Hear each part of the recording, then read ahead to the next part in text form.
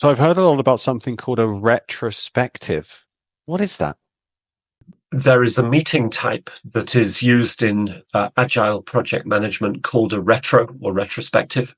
It comes at the end of a 2-week, 3-week, 4-week period for a particular group of people who have all been involved in the same workflow or work packages. The idea is that the retrospective takes an hour, sometimes a bit longer, sometimes a bit shorter, and everybody is required to give feedback. Sometimes there is a model. A typical one is called the KISS model.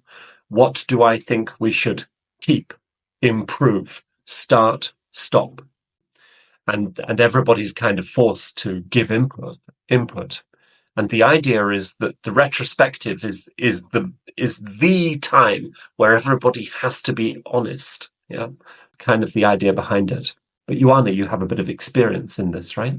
I've seen some retrospectives, and the biggest challenge that I noticed was that most of the times team members were hesitant to share openly.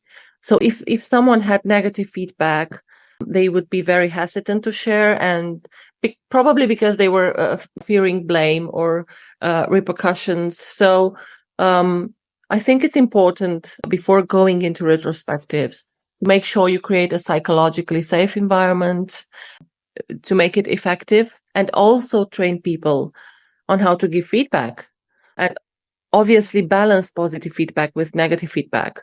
It's a very important issue. And so the retrospective can be a method of actually making feedback an organizational cultural topic, and improving the quality of feedback across a large number of people pretty quickly. It will take you weeks, if not months, to create a very, very productive retrospective culture.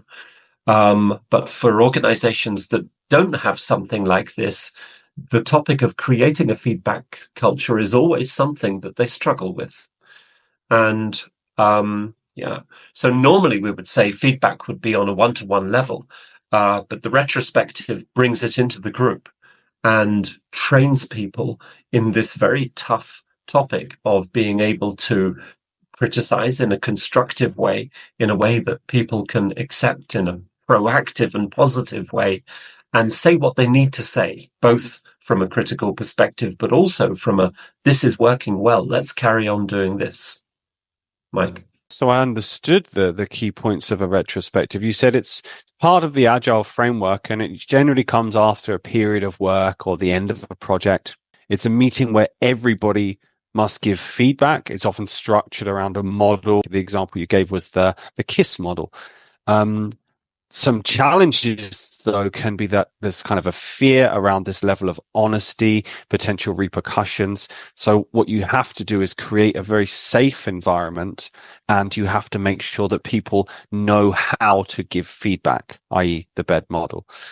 With that, you can create a company culture where feedback is open, honest, and given within these structured meetings, but also spontaneously whenever it's necessary.